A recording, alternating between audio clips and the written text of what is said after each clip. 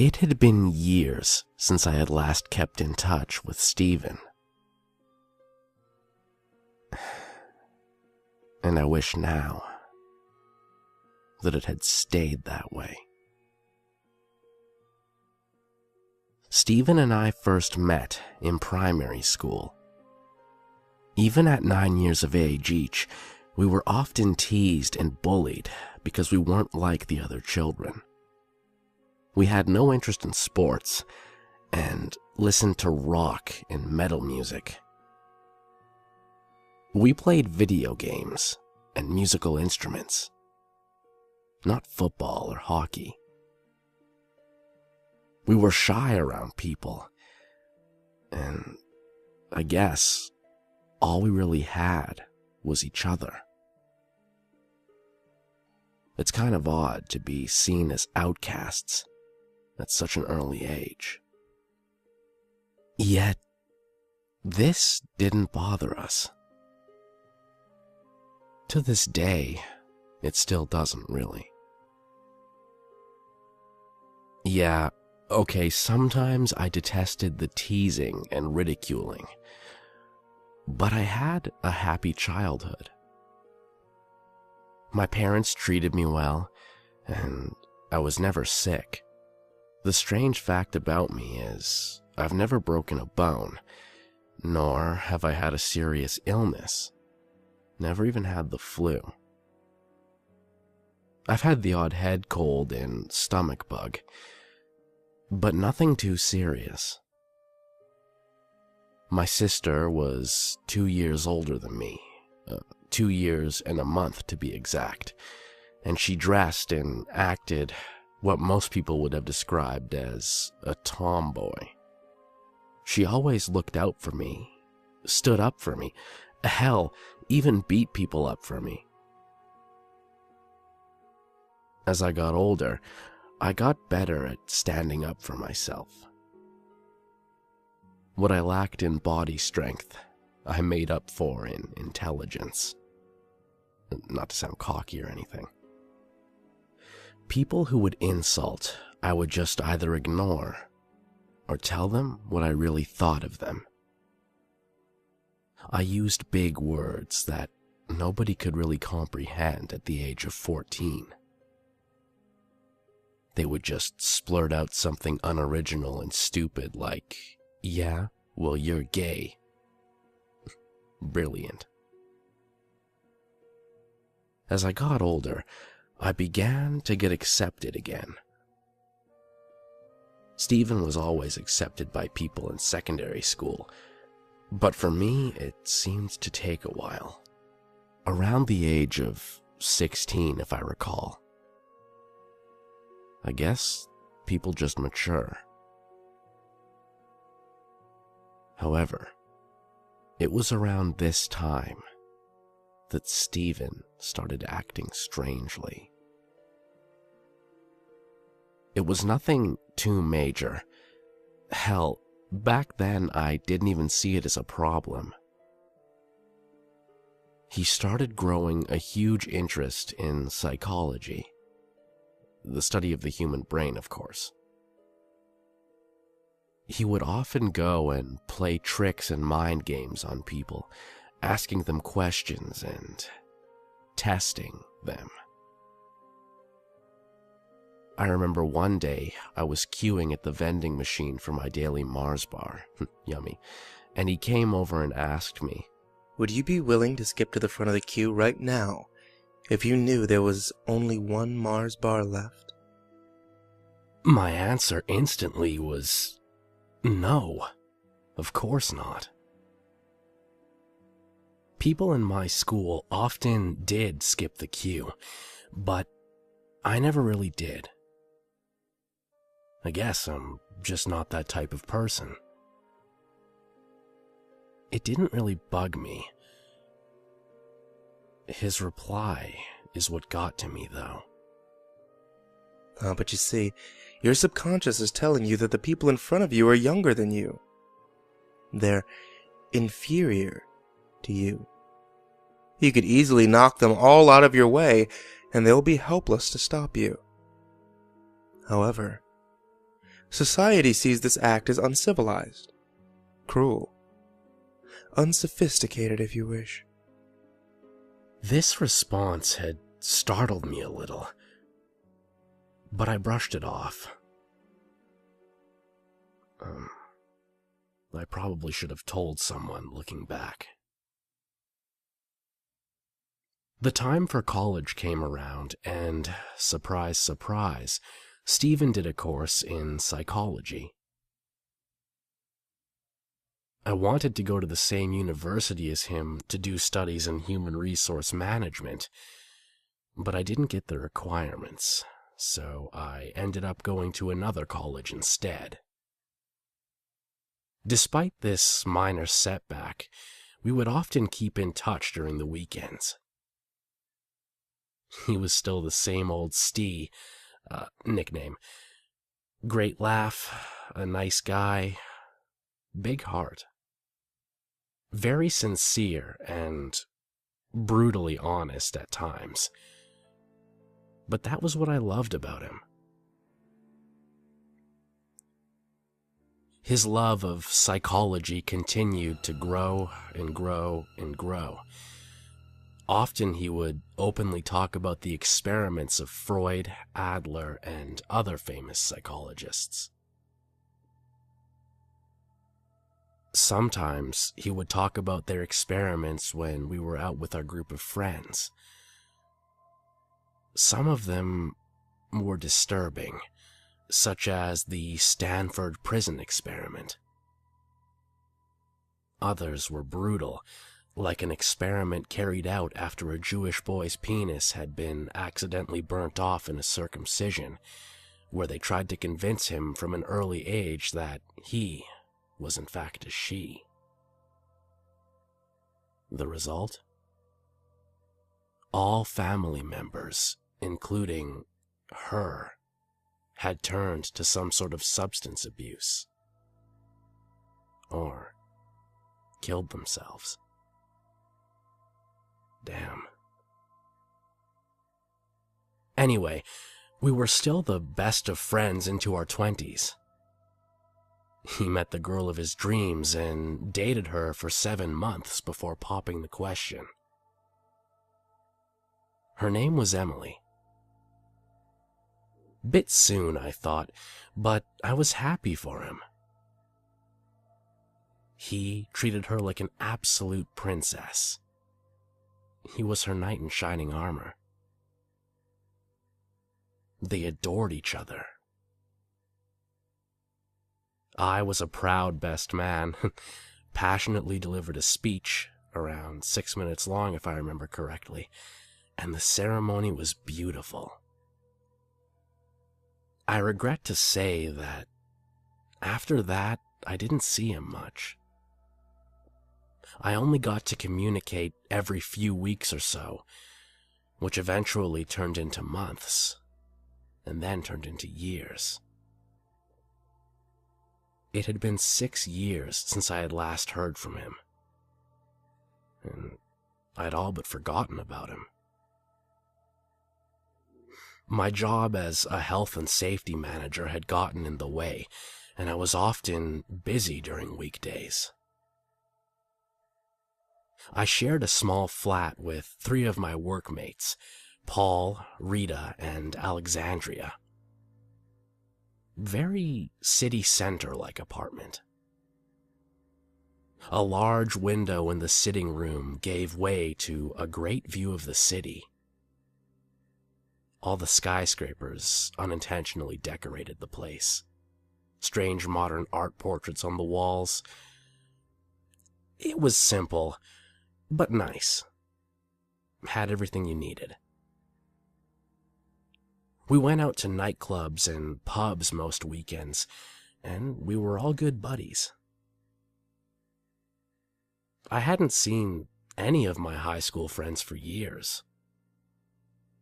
One weekend during a particularly cold March, Rita, Paul, and Alexandria had gone away for a week to Greece, staying with Alex's mother. So I had the whole weekend and flat to myself. I decided I would get in touch with my old buddy Steven. I still had his cell phone number, and his wife's one for that matter, so I called both numbers. Neither answered. In fact, both went straight to voicemail. I decided to chat him on Facebook. He wasn't online, so I sent him an email. Upon doing so, I scrolled through his page, and it was then that I realized that the last post he had up was over 4 years ago. Wow, he must have just gone off it. I never really shook off the Facebook fad. Even now, I find myself on it every day and putting up countless stupid statuses. With a whole weekend free, I decided I would drive out to his house and catch up. There is no way that he had moved house. He definitely would have told me if he had. He always informed me of almost everything big in his life. I was the only guy he told that he was going to marry Emily. They had now been together 9 years, if my memory served me correctly. I hoped by driving out that I wasn't intruding or anything. After all, the two of them and myself got on very well. So, it was decided. With that, I packed my bags, bag. Nothing to lose, really, in case he asked me to stay the night, and hopped into my Volkswagen and hit the open road.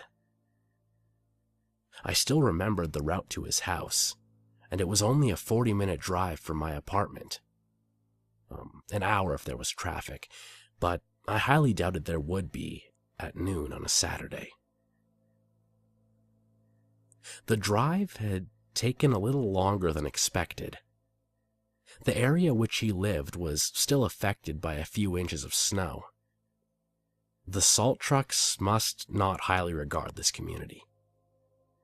A pity, as it was a wonderful neighborhood. Wealthy 1950s-esque housing. Very classy looking. Wisteria Lane, almost. Trees lined the paths on the route, and the snow just brought out the best of it. As I arrived to his house, it instantly stood out from the rest, but not for a good reason. His house was dark. The color had badly faded, and the grass was long and messy. It looked like nobody had been there for years. The same car from 6 years ago when I last saw him was still in the driveway, however. Shiny Audi A4. Time had done it no favors, though. Weeds rather than flowers decorated the lawns. After analyzing the garden, only then had I realized that the windows were all boarded up. I had missed my chance. Why didn't he tell me he was gone? Why had he left his car here? I had to find out. Luckily enough for me, his neighbor was doing the gardening. I approached him. Tall, skinny man in his 60s, wore a flowery hat and plain white shirt. Smiling. Looked friendly. "Excuse me, but could you tell me where exactly Steven is now?" I inquired. "Oh, I don't think he's been there for a while now," the man replied. "Strange thing is, nobody ever saw anyone leave. The whole family just seemed to disappear. People behind the house say that they only ever saw Steven in the top floor room, and one day, he just disappeared." That's strange, I stuttered. I was getting anxious now. He answered, "Yep. Anytime anyone called over, nobody answered. Things used to be different. I remember they used to be great neighbors, and then one day things just changed." He looked at the ground in confusion as he said that, and then wandered inside. I had to know what was going on. I took a closer inspection of the house. I got an eerie feeling from it, like it was watching me. Sounds ridiculous, but that's the truth. I noticed, however, that the garage door was open. I could see a door leading inside of the house. I looked around to see if there was anyone watching me. Nobody. I hesitantly walked towards the garage. About halfway up the drive, I noticed security cameras following my every move.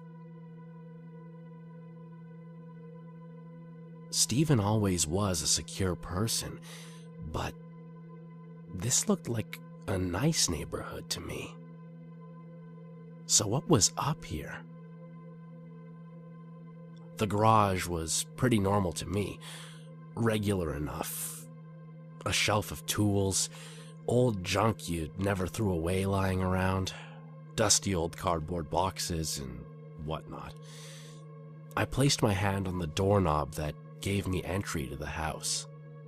Twisted and no luck. I searched around the garage in hope of finding a key. I looked through old paint cans, in drawers, and on shelves. Nothing. After standing there for a while, thinking I had reached a dead end, I got an idea. As I mentioned earlier, I was never a man of strength or brute force. However, now was the time I needed it most. I took a few steps and ran full force into the brown, dirty door. Ouch! My shoulder. I repeated my actions. Same result. Finally, I took a few more steps back and jumped straight into it. The door flung open with me still going full speed through it. I was not expecting a narrow hallway to greet my head. Again. Ouch. As I stood up from the door, which was now diagonally standing from its bottom frame to the hallway ceiling, I slipped awkwardly through one of the gaps I had created. I studied the house that I was now in. It was definitely not how I remembered it. He had completely let his home go. The floorboards were rotting, dust and cobwebs were everywhere, broken frames and pictures were scattered across the floor, and appliances were covered in dirt and grime. But the first thing I noticed was the smell.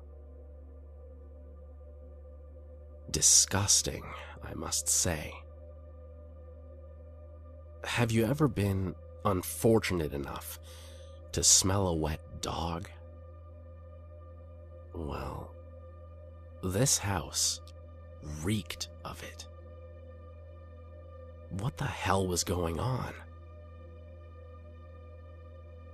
Upon further inspection, the rest of the house was pretty much the same, and I decided to explore the upstairs. Still as I remembered it, it was like deja vu with a hint of nightmare and a sprinkle of dread. The house itself gave me a horrible, gut-wrenching feeling. Upstairs was no different from downstairs either. Dirty ceiling, ripped and filthy carpet. Downstairs was wooden floor. Upstairs was carpet. There were huge holes in the wall, and out of the blue, a rat jumped out from one of them. Made me jump out of my skin.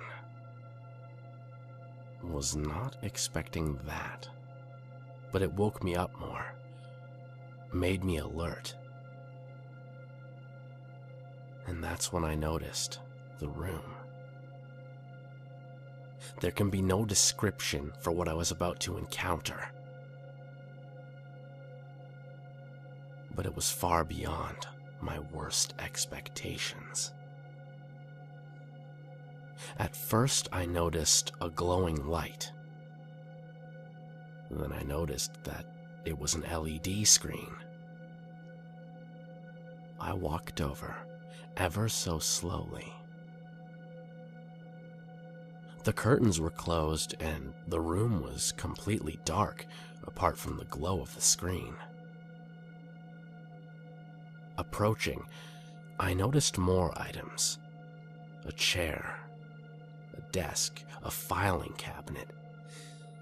This must have been the room the old man was talking about.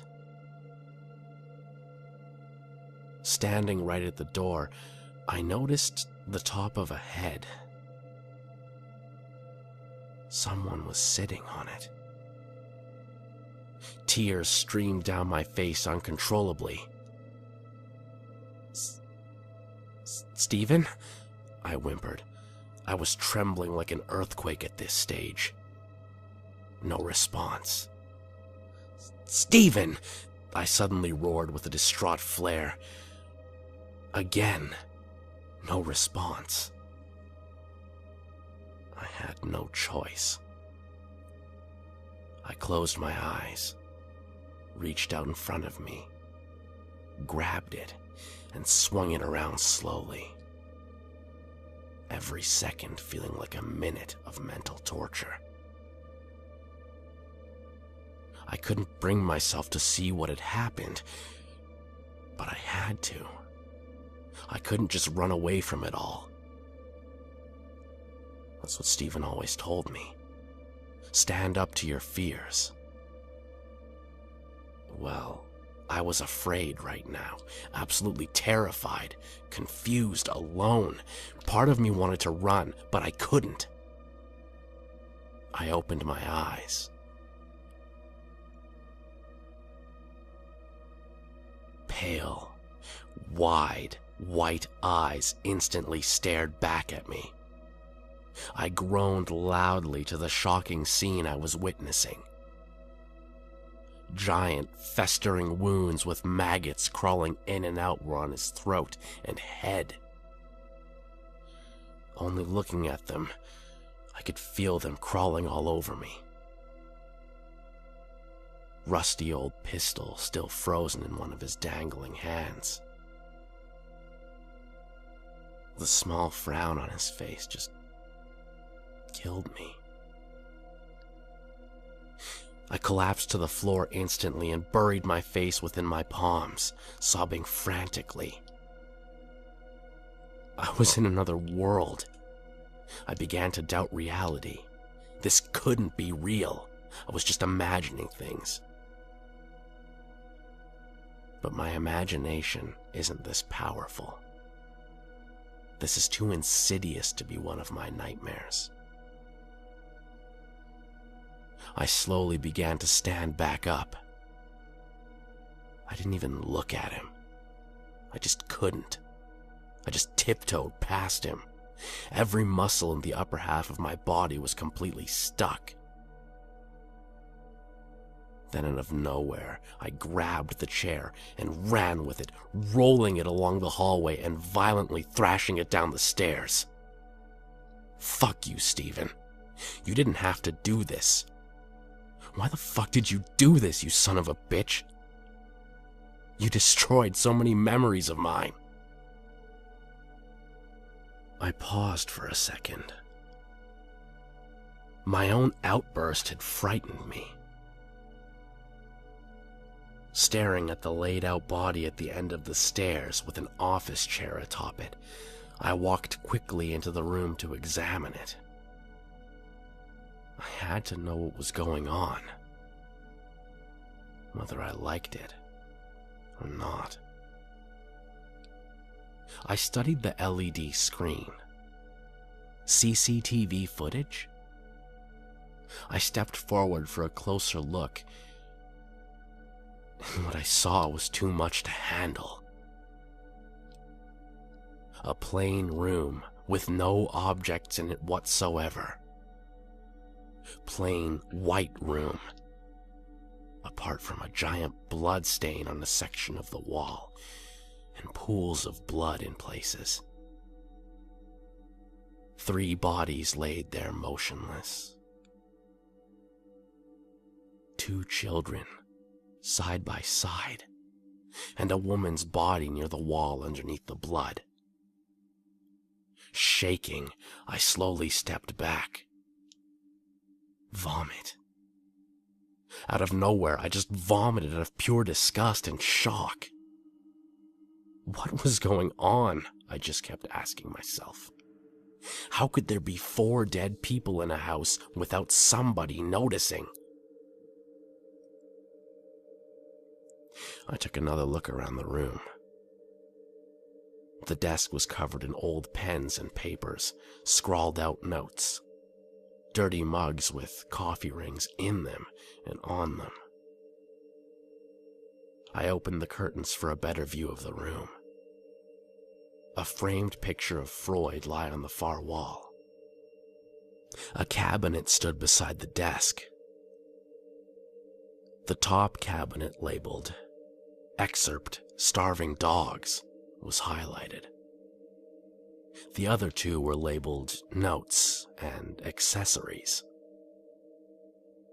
The top drawer was locked, and there was no way in hell I was going to force it open, especially after everything I'd just been through. I looked around the desk and its drawers for a key. Top left drawer. Bingo, a small silver key. A clicking and rolling sound meant I was greeted with a few tapes and a folder. The folder was just labeled "Starving Dogs," and the tapes labeled Day 1, Day 9, Day 42, Day 104, Day 235, and finally, Day 401. After I grabbed all the tapes in the folder, I ran out of there. Again, I just leapt over his body and ran for the door to the garage. As I was running, I suddenly stalled. There was one last room on the bottom floor I hadn't explored. A steel door with a code connected the white room to what I presumed was the dining room. Of course, I couldn't explore it, but what worried me a lot was that I was curious to see it up front. I had a morbid sense of curiosity at that point, and I didn't like what the whole situation was doing to me. Realization of this made me run. I squeezed through the gap of the doorframe in the garage and ran for my car. The weather was now cloudy and dull. It looked like it was going to snow soon. The man again acknowledged me as I ran out from the driveway, but he wasn't exactly a priority right now. I stacked the folder and tapes in the front seat and drove as fast as I could. I went to my mother and father's house. There was no way I was sleeping at home. Not after what I'd just been through. The next few days were tough. I explained to my parents everything that had happened, and they were really good about it. Mom cuddled me, gave me support, and did everything she could to make me feel better. Dad as well. They've always been good parents. I could have sat around for days doing nothing, but I knew I had responsibilities to take care of. I waved goodbye to my mom and dad and hit the road back home. I knew Alex, Paul, and Rita would be back by now. It had been days since the nightmare I had encountered. I called in sick to work for the whole week. Paul had a VHS I could borrow. Conveniently enough, he had one in the apartment. He was into all his retro movies, a lot which his dad had passed on to him, and he frequently watched them here with us, but we never really got into them. He always persuaded us that they were brilliant. God loves a trier, I guess. That night, I returned and decided to face up to it and play the tapes. I had wondered why Stephen kept these particular ones. These ones must have contained important data for his studies. Beforehand, I flicked through the folder, and eventually, I read it all in about an hour and a half. There was a lot of detail to cover, but these were the basics. I couldn't believe how much Stephen had changed. I knew he always loved his psychology, but I was not prepared for what was in store now. Basically, the starving dogs experiment was this. Stephen locked his family up for what was planned to be 3 years. The woman in the room was his wife, Emily, and the 2 children were his. 1 boy and 1 girl, named Sandra and Michael, aged 5 and 3 at the start of the experiment. This was the first I knew of his children. He didn't tell them he was going to do it, which apparently was the whole fun of it. How would humans react to a sudden change in lifestyle from luxury to basic survival? For every day of the experiment, he fed them bread and water. That was it. They had no entertainment at all, no toys, not even a toilet. A plain white room, bread and water. That's it. He did this for what was about 2.5 years before he killed himself. Sick bastard. I couldn't believe the monster my former best friend had turned into. This was only the beginning, though. The tapes themselves were far worse. Day 1 consisted of the children scared, no idea what was happening, huddled up to Emily for support. Emily was screaming and screaming, curse words, inaudible at times.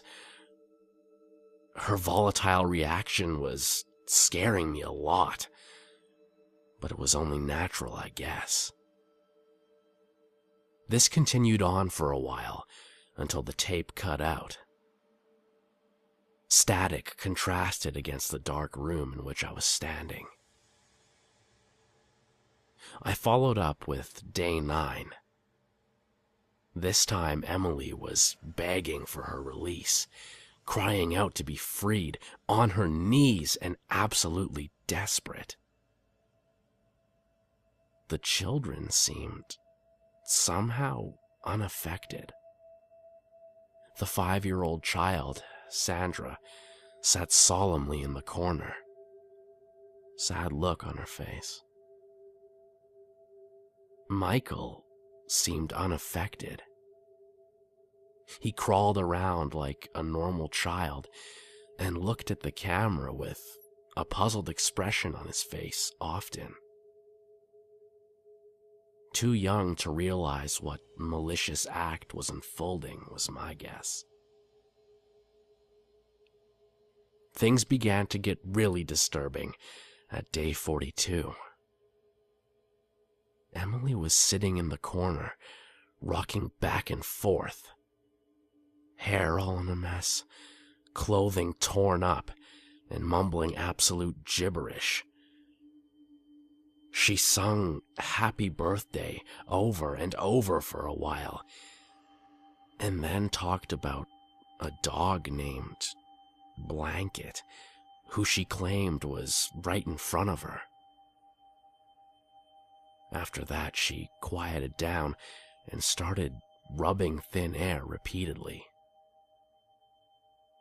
The children, on the other hand, were fighting rough, kicking, screaming, and biting each other. They had an almost evil look in their eyes. And that was it. For the whole tape, they kicked the shit out of each other. They were beginning to lose it. Day 104 was played after the previous clip ended. In this clip, Emily kept shouting about worshipping the hollow-eyed man and kept screaming at the children. Feces was scattered all over the floor.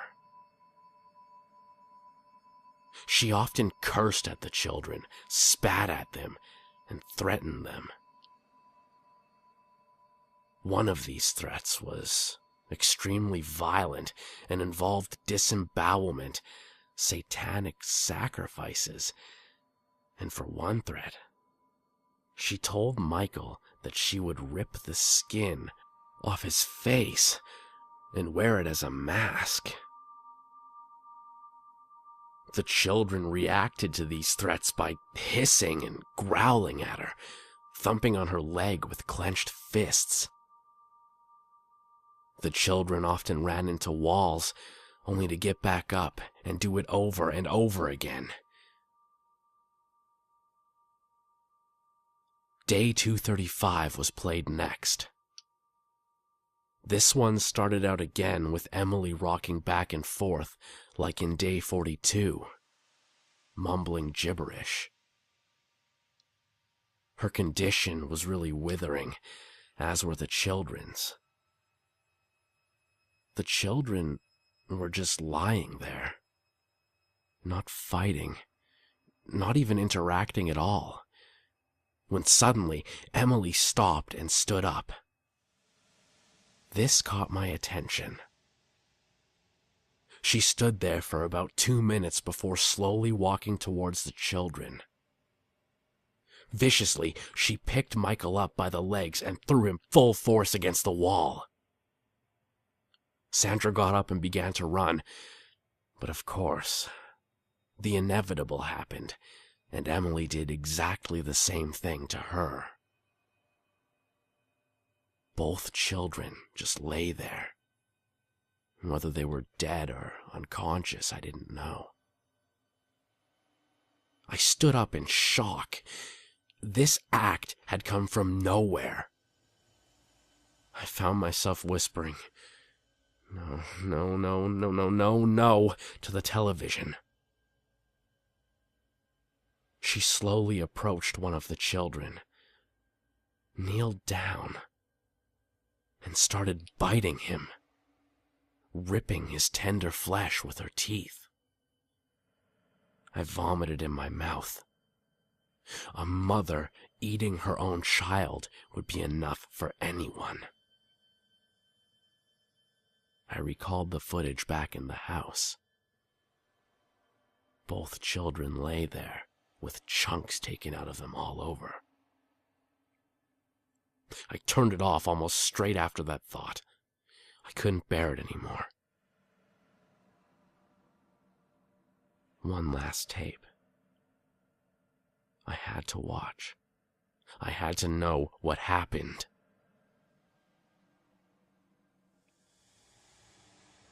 It took me a while to put it in, as I kept stalling. But I found the strength to continue watching. The tape began with Emily staring at one of the walls. She was scraping something in with her nails. I took a closer look.